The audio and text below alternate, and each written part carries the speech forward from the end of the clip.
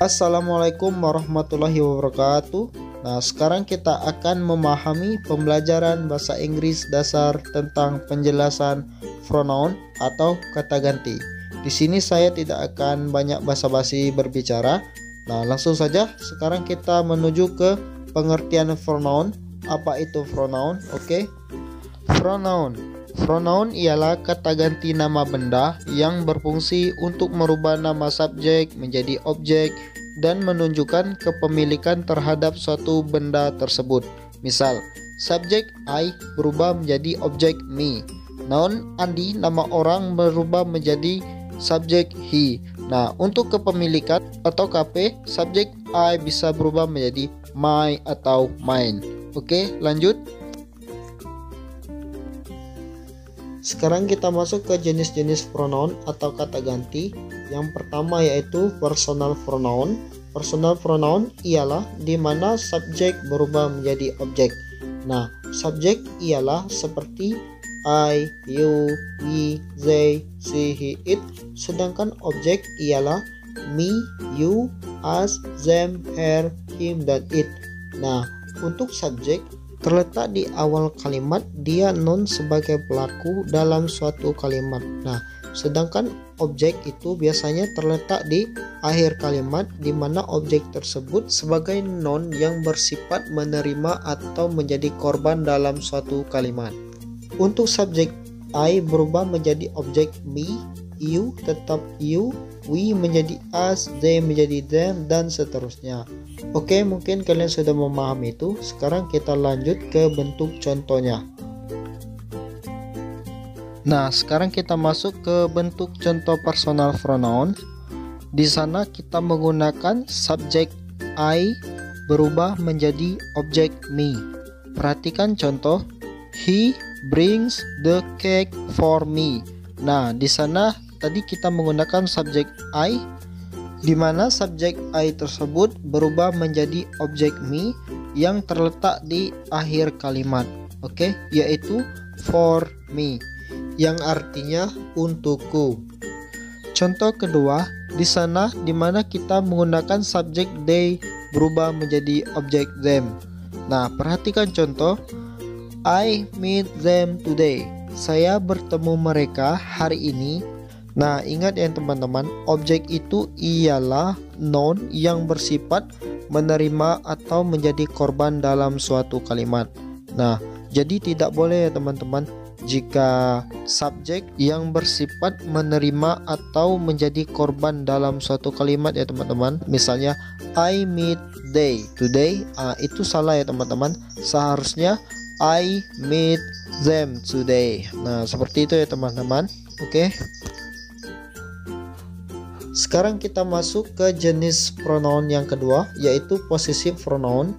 Possessive pronoun ialah kata ganti noun yang memperlihatkan kepemilikan terhadap seseorang atau suatu benda tersebut. Nah, possessive pronoun ini terbagi menjadi dua. Yang pertama, dependent pronoun, dan yang kedua yaitu independent pronoun. Nah, sekarang kita akan membahas yang dependent pronoun. Oke. Dependent pronoun. Nah, dependent pronoun ini biasanya selalu diikuti noun di depannya.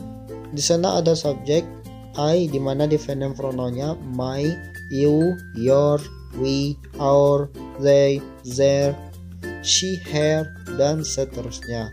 Nah, jadi dependent pronoun itu ialah seperti my, your, our, their, dan seterusnya. Contoh, this is my book. Ini merupakan bukuku. That is our car. Itu merupakan mobil kita. Dan bisa juga seperti his pen, pena dia seorang perempuan, her pen, pena dia seorang laki-laki, dan your pen, pena Anda atau kalian. Nah, ingat ya, dependent pronoun ini selalu diikuti noun di depannya. Oke. Sekarang kita masuk ke B, independent pronoun. Di sana ada subjek I, di mana independent pronounnya my, you, yours, we, ours, dan seterusnya.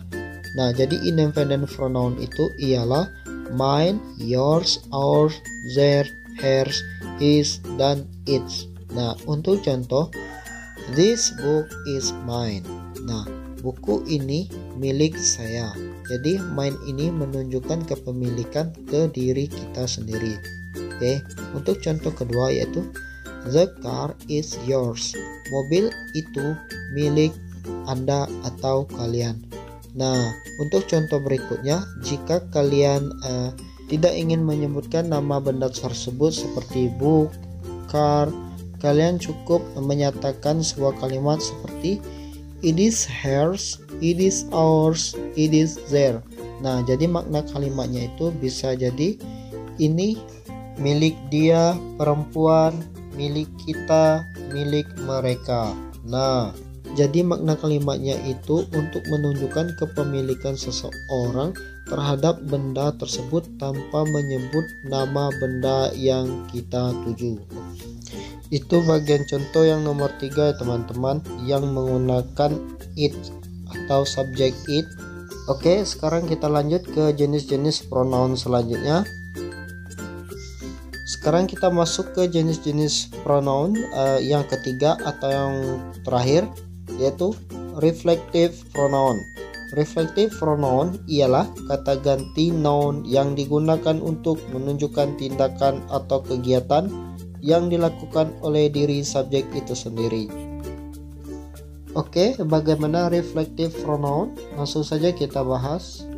Reflective pronoun, nah di sana ada subjek I, di mana reflective pronounnya myself yang artinya diri saya sendiri.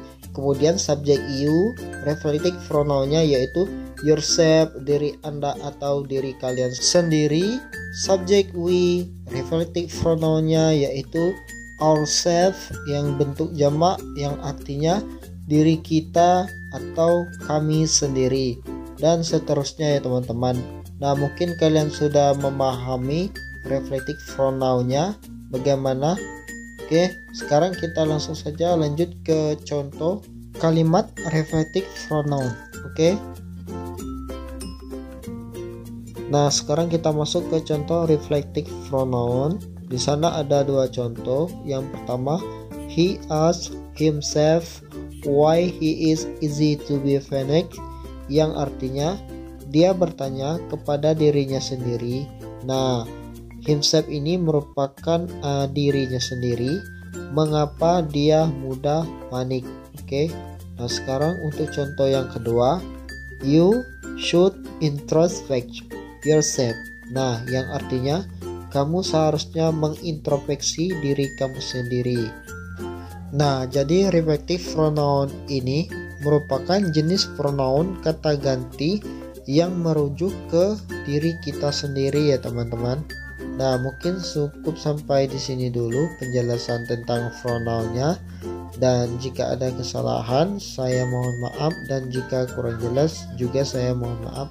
Saya juga masih belajar, dan jika ada pertanyaan kalian bisa tanyakan di kolom komentar.